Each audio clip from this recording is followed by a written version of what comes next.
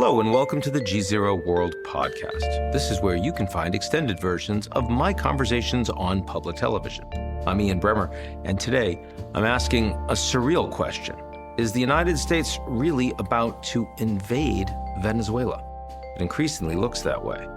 US-Venezuelan antipathy dates back decades, but has intensified as Hugo Chávez's successor, Nicolás Maduro, has decimated Venezuela's economy and solidified his own dictatorship.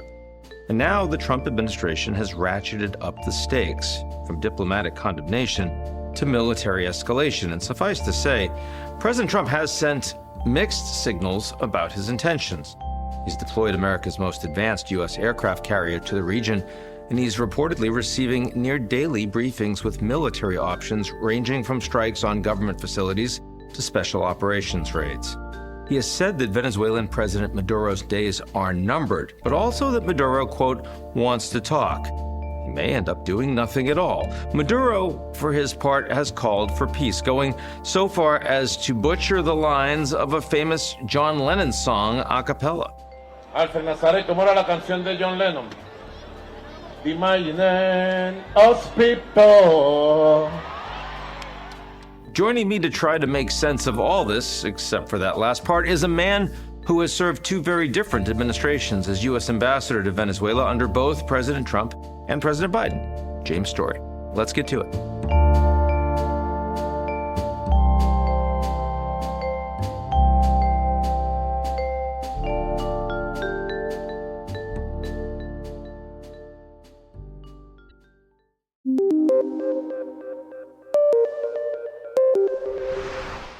Ambassador James Story. Jimmy, thanks for joining us today. Thanks for having me today. You said it wasn't so long ago that you thought it was like 10% likelihood we were going to see direct military strikes on Venezuela. You're up to 80%. I'm probably at 100% at this point. So we're within spitting distance. What has changed your view? My calculus changed in a couple of different ways over the course of a couple of months, where you saw the Rick Grenell approach, which frankly looked a lot like... Who had been the special envoy on this issue. He was traveling, he was engaging with the oil companies, all that, yeah? Yeah, and that was something that was roundly criticized that was taking place under the Biden administration. And you saw that happen, and then you kind of really got a feel that Marco Rubio, Secretary Rubio, was getting his point of view across as they built up the military in the Caribbean. And once the Ocean Trader came, which is a specialized ship for special forces, the F-35s landed in Puerto Rico, and then with the arrival of Gerald Ford, you have that many assets in the region.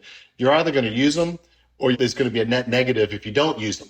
And these are big, powerful resources that are just simply too powerful to go after narcotics trafficking boats. Now, there's been talk of late that perhaps President Trump is interested in issuing an ultimatum, a diplomatic ultimatum. If you think that's possible, what would he be demanding? Well, it's possible. It's not necessarily probable that an ultimatum would lead to Maduro departing the country. The fact of the matter is he is surrounded by Cuban intelligence operatives, and the Cuban government itself has basically colonized Venezuela because they depend on free oil and hydrocarbons from Venezuela just to keep going. So for the Cubans, this is an existential problem, right? And Maduro, he's a Cuban product. Let's be very clear.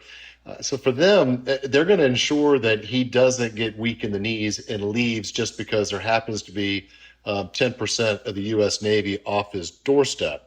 Now, having said that, the president probably has the opportunity, or definitely has the opportunity. He has choices to make of escalating kinetic activity, for instance, that could result in additional pressure that would compel Maduro to leave. Now, I fully accept the fact that when you've got, an aircraft carrier strike group and thousands of Marines and F-35s and all the rest, not only are you sending a message, but they're expensive to keep in place. So, clearly the intent here is not blowing up a bunch of fishing vessels, running drugs or what have you. But what do you think the plan is? I mean, is it just get rid of Maduro and, well, whatever the outcome is, that's got to be better than what you have not? Because, I mean, we've learned from Libya, Iraq, other places that chaos isn't necessarily better than the devil that you know. Well, I certainly think you have to ask the question, what comes next, right? And then. And as a former diplomat, a retired diplomat, I always made my money pretty far down the alphabet, A to B, B to C, C to D. I was thinking about fourth and fifth order effects. And I'm hopeful that the administration is doing the same. I think the easy part would be getting rid of Maduro. And I don't say that cavalierly. I say that understanding the military in Venezuela, understanding the lack of support that Maduro has, understanding our capabilities. The hard work happens after that.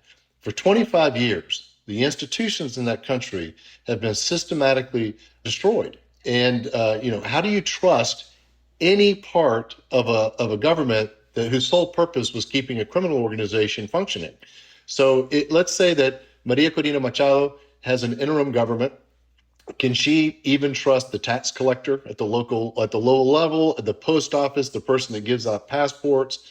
And crucially, in a country that's basically a failed state, you don't have dominion over the entire territory. You have dissident FARC groups, the ELN.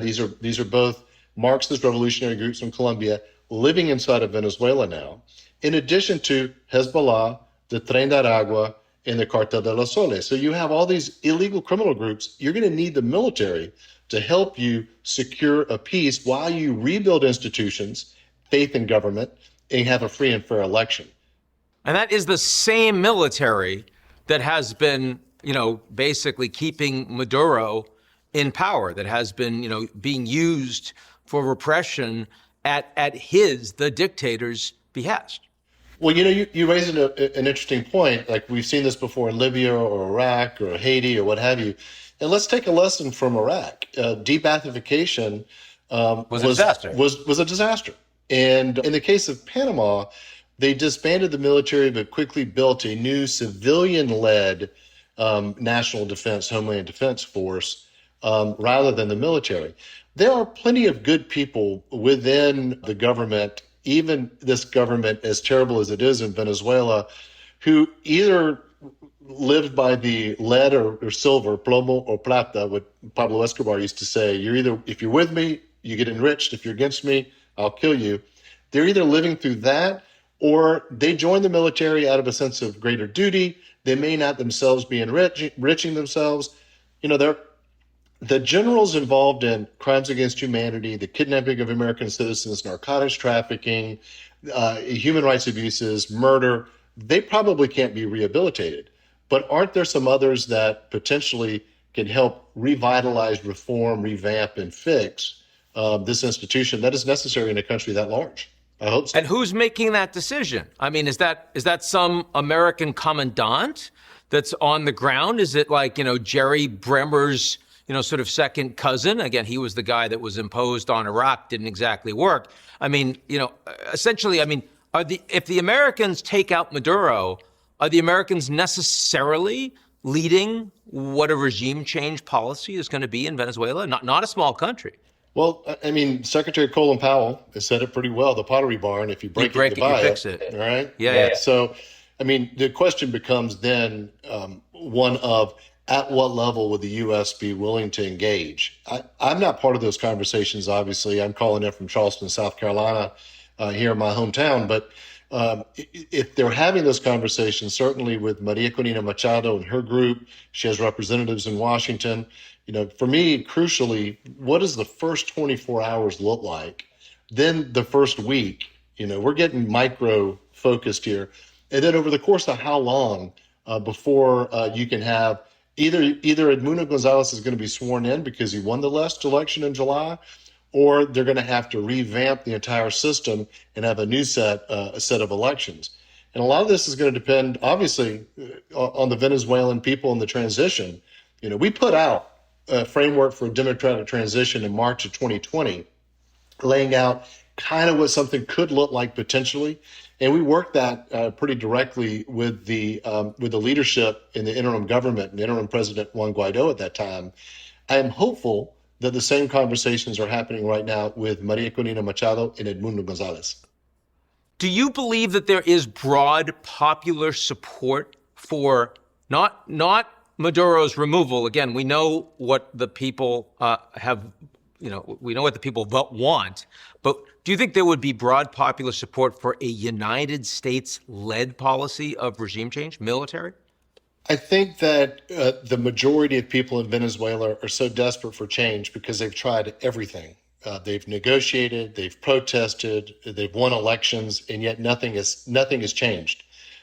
So I do believe that there's an overwhelming majority that would like to see him gone and are okay with the United States doing it. The question really becomes, well, how does the United States do it? And if we come in guns a-blazing and destroy the military, which we could do in a couple of hours, but again, that's a military that you then need to secure a peace in a country that is just riddled with illegal armed groups, including Hezbollah, and the FARC and the ELN and lots of other smaller groups that are seeking these kind of economic rents in the country. So it depends on how it's done, I believe. But I do believe that most Venezuelans would support even an action by the United States.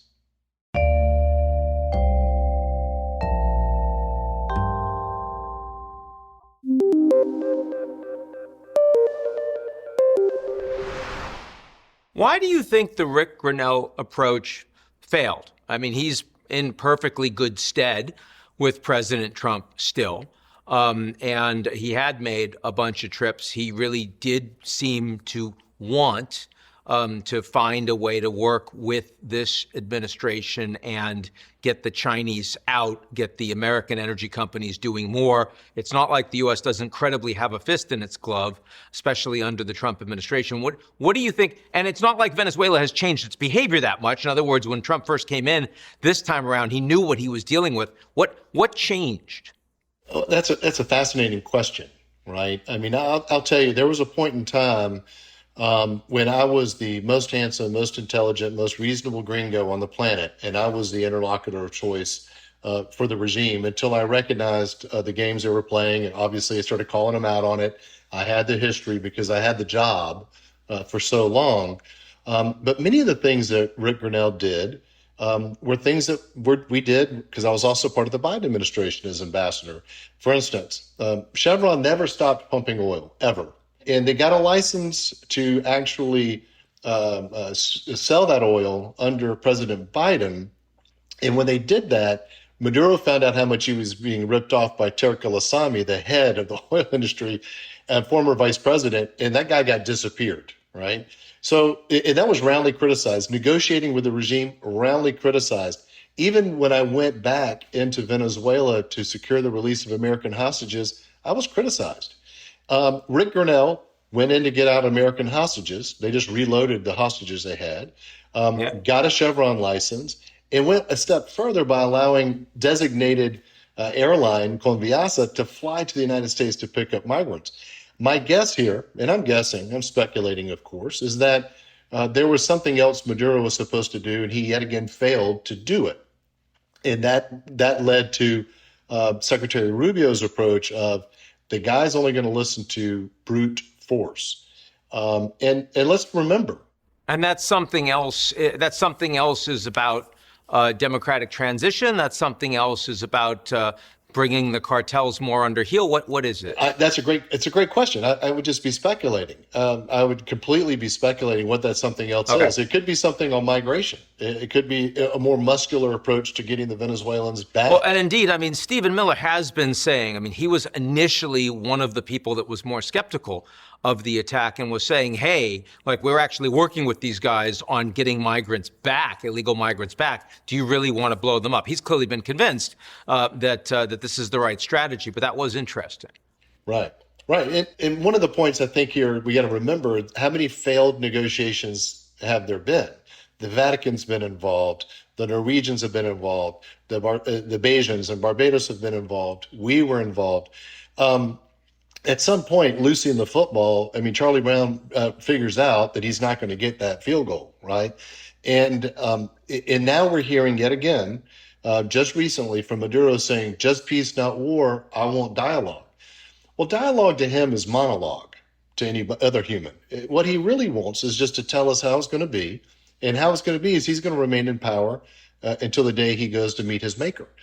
So the idea of a dialogue, if the president decides to have, and as a diplomat, as a former diplomat, I believe in dialogue, don't get me wrong, but that dialogue needs to be framed into, okay, how exactly are you packing your bags to leave? How exactly are we reinstitutionalizing the country? How exactly are we going to get that democracy up and running again? Because that's how you deal with the human rights problem, the crimes against humanity problem, the kidnapping of Americans problem, the migration problem. And people don't talk enough about the fact that this is the largest migration in the history of the hemisphere happening right now. It's as if 75 or 80 million Americans got up and walked out tomorrow. We'd be talking about that. And yet 9 million Venezuelans, and it's, well, the Tren de Aragua this, and people coming through the Darien Gap that. It is ultimately destabilizing to the region. Not to mention the other. They're mostly not making it to the U.S., but I mean, in Colombia, for example, it's a very serious problem. You hear about it all the time. Right. 3 million. 3 million in Colombia. Colombia coming out of a 52-year civil war with the FARC, and they're trying to provide education, healthcare, housing, food opportunity for their populace, trying to rebuild so that people don't go back into criminality. And then you add on to them the desperately poor who managed to flee Venezuela by walking across the border. It's a tough situation.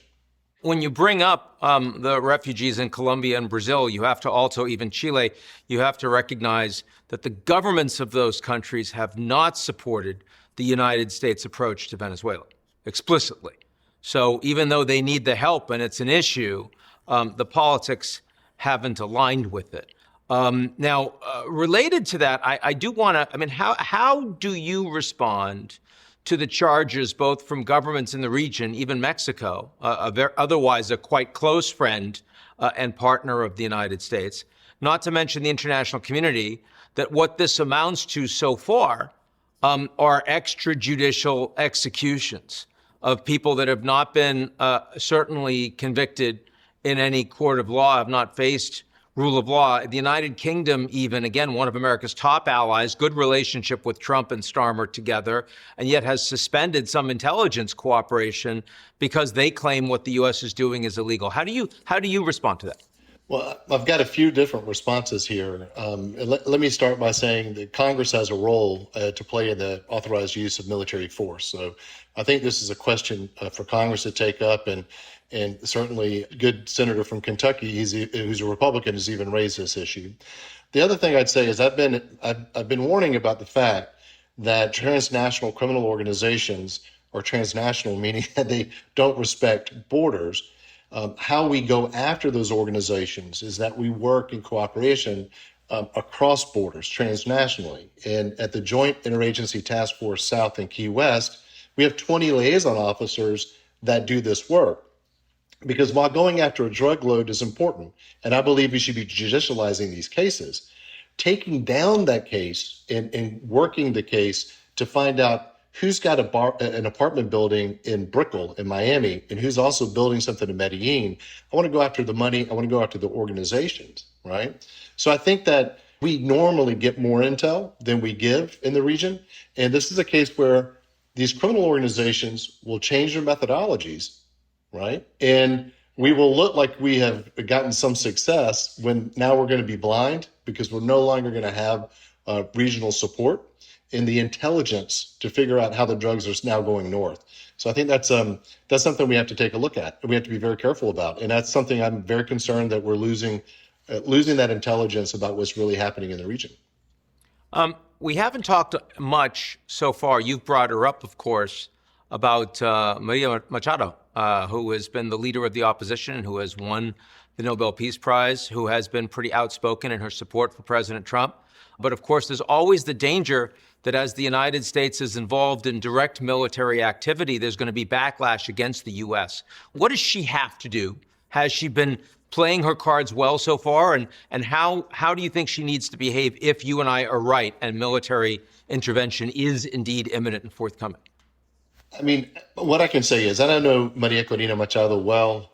We worked together, and we in the lead up, the primaries leading into this historic election, where her chosen person, Edmundo Gonzalez, won the election overwhelmingly.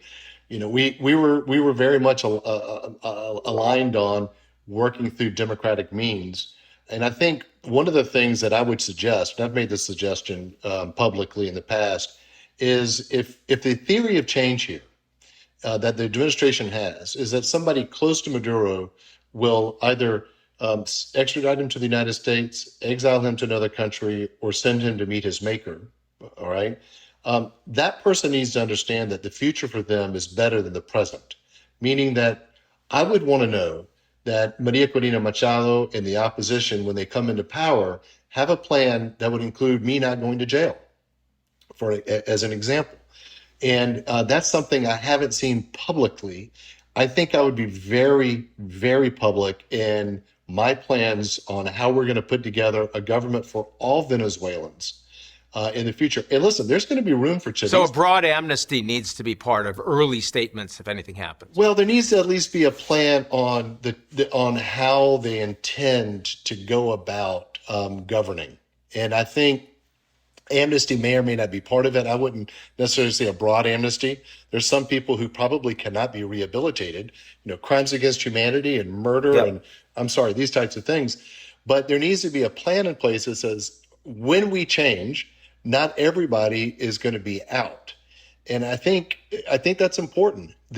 Hugo Chavez won an election democratically. He won them all democratically because of the vast difference in wealth disparity, the wealth disparity in that country. And if they're going to rebuild democracy in Venezuela, they have to take into consideration that all Venezuelans need to be part of it. So that's a conversation that I think would be better served being put out there publicly right now, rather than just quietly with the United States. Final question for you, Jimmy. This has been a president who talks about peace an awful lot, talks about a lot of wars that he has ended or played a part in ending, his desires to have a peace deal in Gaza, Russia, Ukraine. He hasn't been able to, but he certainly wanted to over the past year. What we're talking about in Venezuela is very different. We're talking about potentially regime change. Maybe we're even talking about some level of American boots on the ground. I want to ask you before this happens, is this a good idea or a really bad idea? Well, history will prove me right or wrong on this one. I'd like to say that depending on how you go about it, I think it would be a bad idea. I think it's a good idea for regime change to happen in Venezuela because the Venezuelan people have already spoken on this issue. It would be good for the region. It would be good for Venezuelans. And there's very little popular support to this criminal organization operating at the top. Yeah, but what you said is it'd be good for regime change to happen magically. I'm asking, is it a good idea for the United States to actually bring about that regime change? Very, very different question. Well, it depends on how you do it. So would we exchange the life of one person for freedom in that country? It's a question, right? If you think about how small the group is around Maduro, and this is something I've struggled with, and I think it's important. I'd like to know, for instance, what's the process by which the targets are currently being vetted, these drug boats, and what's the decision making? I know during the Obama administration, for instance, and other administrations, that it was very tortured, and the final decision making was by the president. Is that the same thing? And then when we look at who is there, there's a Soleimani type character that exists in Venezuela, and his name is Diosdado Cabello. He's the head of the military intelligence. He's the head of intelligence. He's definitely part of Cartel de los Soles. He's responsible for the kidnapping of American citizens. Here's a bad actor who, if taken out, and I'm not trying to get a hit put out on me. I'm just giving you the example. If he's taken out and then Maduro and company are given an offer to leave the country within a couple of hours, I think they would take him up on that offer. Maduro does not have a lot of support in the country at all. He never served in the military. Diosdado Cabello is his way into the military. So you have a couple of actors like this that are in the country. It's a very small group, and they have been able to stay in power with the help of the Cubans and also the help of largesse for those who work most heartily for them, and also fear. And that's why you'll find people such as General Baduel, who was put in jail and then died there, or Captain Acosta Arevalo, who was tortured and died soon after a public hearing, in a judicial hearing, begging for help, and he soon died thereafter. Those are the messages they're sending to keep people on side. I think it's a house of cards. Now, having said that, afterwards, how do you rebuild institutions that have been completely gutted for 25 years in a country that doesn't control its territory? That's going to be a lot of hard work. So I'm not suggesting it'll be easy at all. I am suggesting that in much the same way as in Panama, I think arguably with Manuel Noriega gone, and I believe Nicolás Maduro is much worse than Noriega, vis-a-vis Noriega, much worse. But arguably, Panama is much better off today with a stronger democracy and a growing economy and a big middle class than it would have been had Manuel Noriega stuck around. But they're important moral questions that we have to struggle with, have to think through. Yeah, well, certainly not easy. Potential for a lot of backlash, lots of questions that have not yet been answered, transparency that you'd like to see. So, I mean, those are things that I think we want to certainly make sure our viewers are aware of as they're about to see probably very different headlines from what they've seen so far. Jimmy Story, thanks so much for being a part of this. Appreciate you helping us out today. Thanks for having me on today. I really appreciate it. That's it for today's edition of the GZERO World Podcast. Do you like what you heard? Of course you do. Why not make it official? Why don't you rate and review GZERO World? 5 stars, only 5 stars, otherwise don't do it. On Apple, Spotify, or wherever you get your podcasts. Tell your friends.